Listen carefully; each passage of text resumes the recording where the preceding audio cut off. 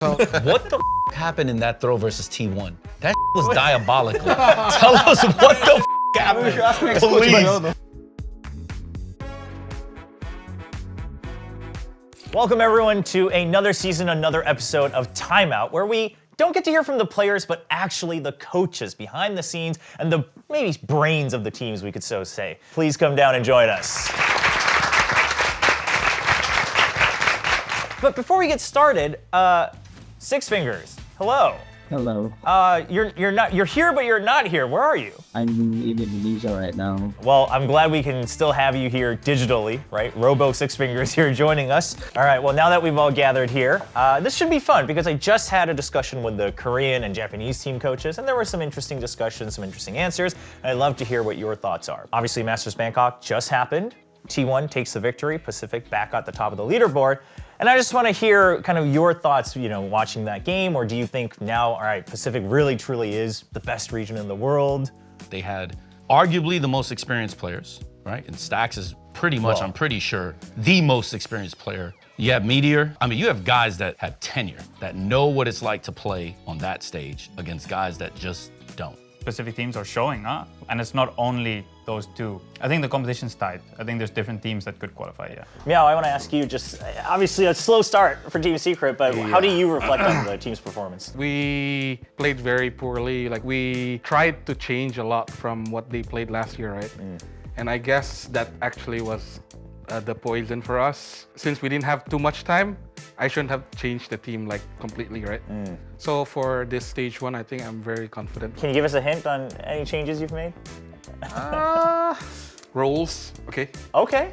Six Fingers, we'd like to hear your thoughts as well, because obviously I think there was a lot of discussion around Boom Esports coming in and can they do well, can they hang with the best? And I think you guys surprised a lot of people with the performance. Obviously, I'm sure you would have loved to do more, but how do you reflect on Boom's performance at kickoff? Can actually my team competing with the Pacific teams, like especially the franchise one, because last time we only played in the tier 2, right? And turns out they played quite well. We just need to fix some of our mistakes. I feel like we still can compete here, and then I hope the best for the stage 1 for my team as well. For the other coaches here, were you surprised at Boom's performance, or? Not surprising both ways. Both ways. How they were winning and how they were throwing.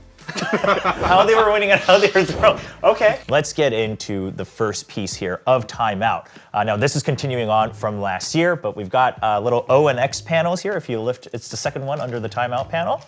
So I'm going to throw a bunch of statements at you, and if you agree, you hold up the circle, and if you disagree, you hold up the X. First up, teams now need a full coaching staff in order to win. 1, 2, 3.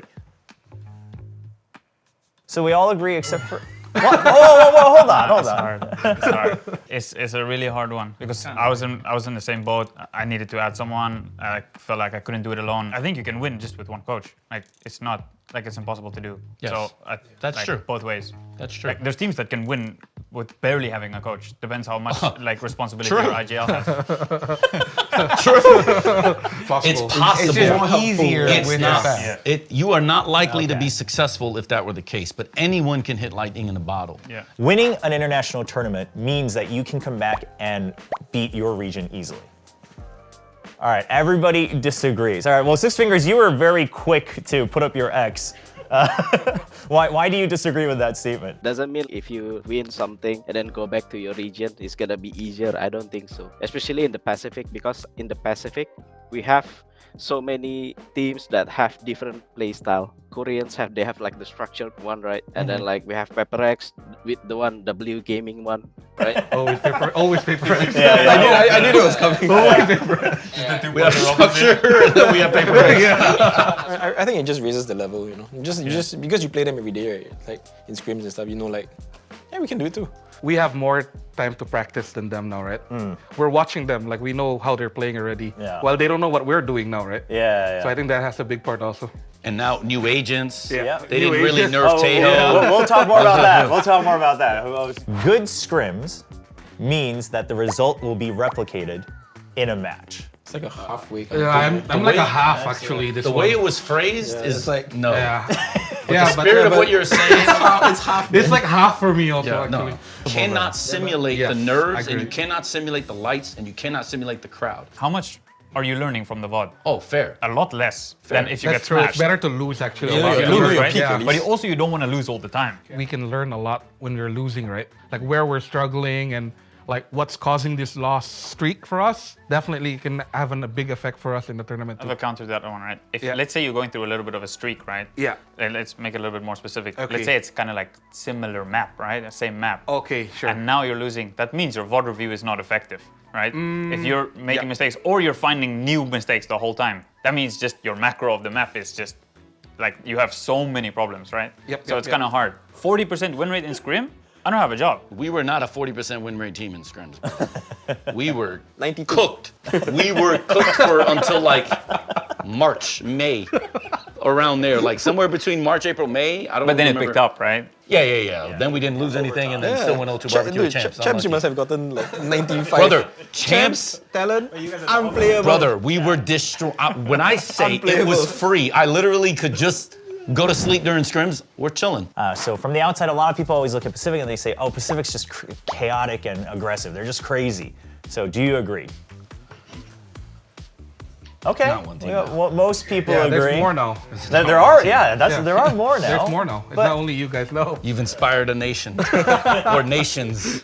Some of the Korean team is now like mixing their gameplay with high risk kind of play. You know, if you can see like something like Nongshim, it's a very different play from the normal like DRX. Even like T1, they choose the high risk one. You know. Alex, you said no. I mean, it's I still think just you. I think that no. I think we're trying not to be.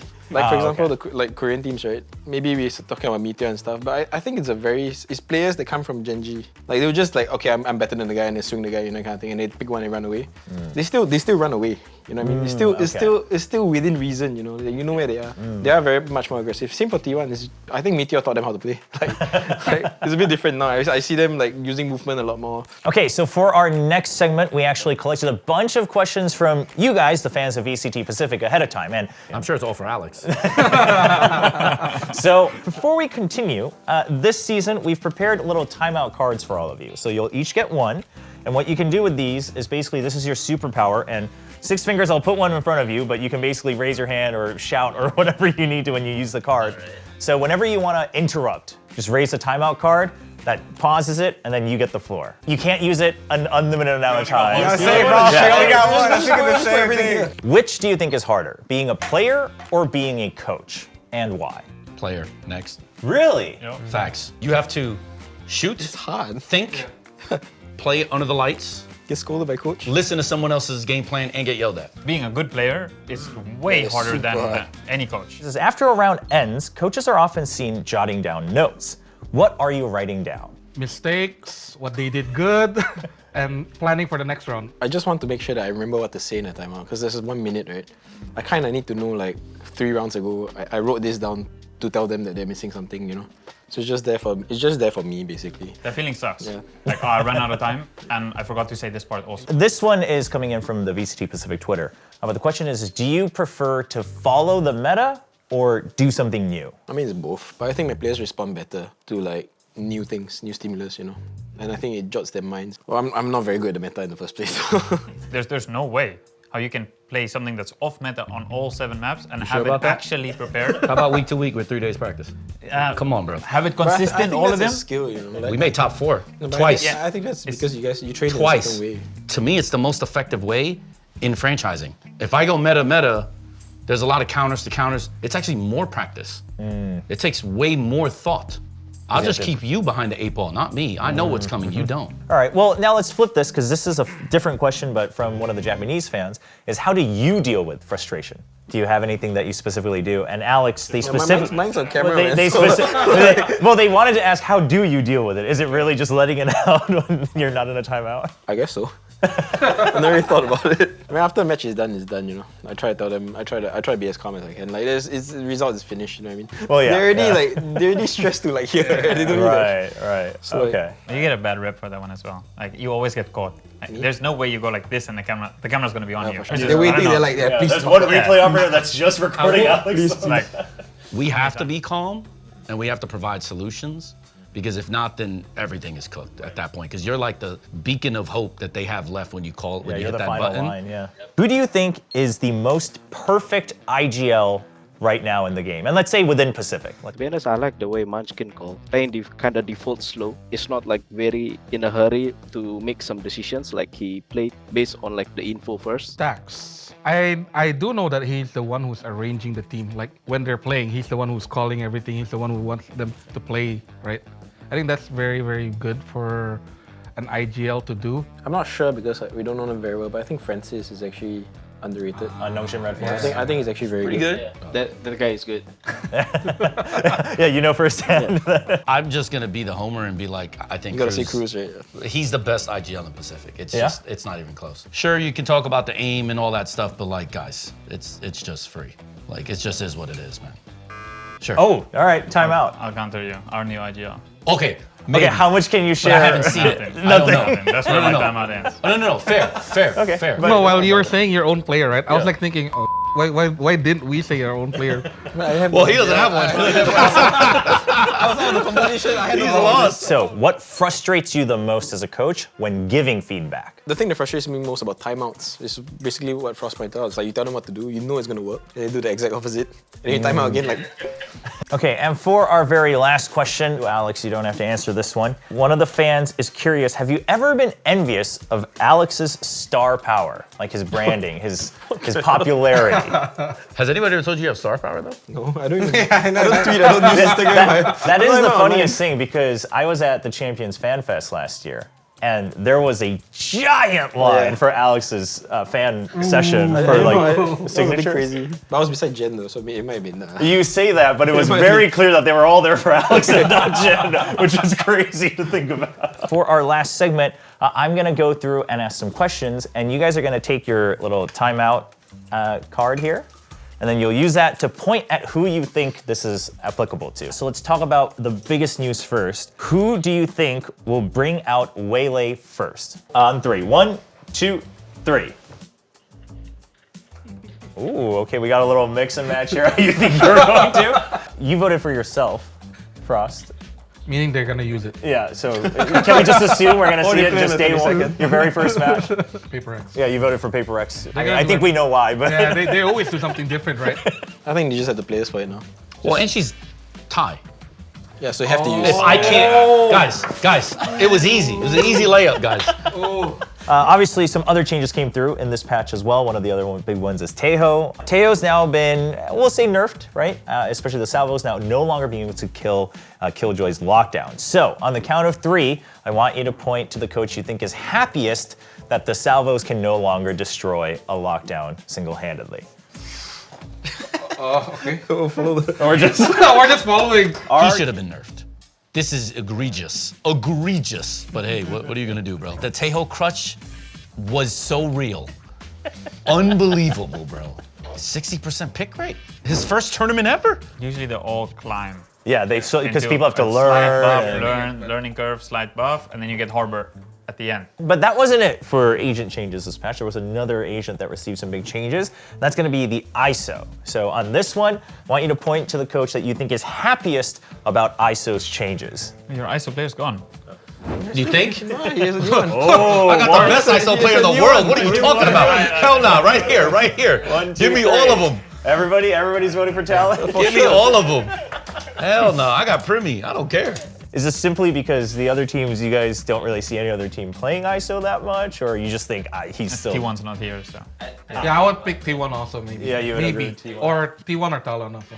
All right, next up, of course, another big change this time is the map pool. Map pool changes again. Ascent is coming back. I know everyone's missed it so much. Icebox is coming back as well. And then Abyss and Bind are leaving us. Point to the coach that you think is happiest with the new map pool. On the count of 3, 1, 2, 3. You're pointing to Team Secret? Yep. Okay. When we scrim against Secret, they're really good at Ascent. I mean, I assume that they will be very happy when Ascent going back in. My win rate with Ascent was pretty good. Right. And Icebox. Oh, okay, so you're pretty happy about it as well. Okay. Why did you vote for yourself? Historically, we're good on Icebox in Ascent, and we had Bind as a ban recently, so it's gone. It just So fits like your... 3, yeah. Let's talk about the Ascent changes a little bit, though. Do you think like that B-wall change, Was it a long time coming? Do you think it's enough? It changes a lot for Sova players. I'm curious as to what people will use to stop it. People are going to be way spicier about their picks now. Well, that's a lot of the major changes in game, obviously, map pool, new agents. But this one, it's not an in-game question, but we just want to hear your thoughts. Which coach would you want to play for at this table? On the count of 3. 1, 2, 3. 3 for Alex. Ewok? Sure. Okay. Oh, wow. Oh, Everyone wants to play for Alex. Who are you? Are you pointing at Ewok? Yeah. Okay. Very, very structured. And then like open to doing plays. You know, everyone can chip in. Everybody voted for Alex. Just someone want to shout out why? More freedom. Yeah, I was gonna say. GG. That's the exact word I was thinking of. GG. That's it. Well, but historically, that's what players have wanted. They like the freedom to be able to do the things that they want to do. Video games are art, right? Sure. It's a lot of science and math, but it's art. Playing is also sports. It's an art. It's a performance. Yeah, it's a performance. Yeah. And if you're 17, 18, 19, 20, That's what you don't want, want to think about macro. You don't want to get yelled at for micro. You don't want to think about vetoes. Hell nah. W gaming, bro. You just hold it and go. That's it for the questions that we have prepared from here, but also I want to open up the floor now for any questions you might have for each other, whether it's somebody specific or just kind of you want to get opinions from the other coaches while we have this chance. Are you planning for week 1 or week 2? More than 2 weeks out. They're playing Prepared for Youngster Red both. Force week 1. Are you looking forward to playing multiple overtimes again in week 1 and setting a new record? We broke our own record now. Yeah, because the Yeah, former one was the LCQ and one. Zeta. Yeah, we broke our own record. Nice. Yeah. Every year. Yeah, every year. Run it back, bro. Actually, I have one. To Oh. Alex, actually. What's behind the idea giving Jing a Sentinel? That's the thing. I'm just curious. There were some maps that you just can't force raise anymore, you know? Everyone like, where do we put this guy? But also after a while, you realize that now the duelist players are all transitioning to every role. I actually do have a question for Six Fingers, which is going to be left out, but I'm just curious. What the happened in that throw versus T1? That was diabolical. Tell us what the happened. Please. I think this No, is no, a no, good- but he was I do live. think this is a good question, yeah, because everyone was kind of curious. Explain that one. Here's the thing. The first time out, they become into like in a hurry, like very reckless decision, and then like they forget about the objective when doing the default, like blocking the info, taking the space, everything, right? They forget about that. That's the first time out. I call it. They still didn't do it. And then after like we almost got the overtime. I guess like you guys curious why I pressed timeout, right?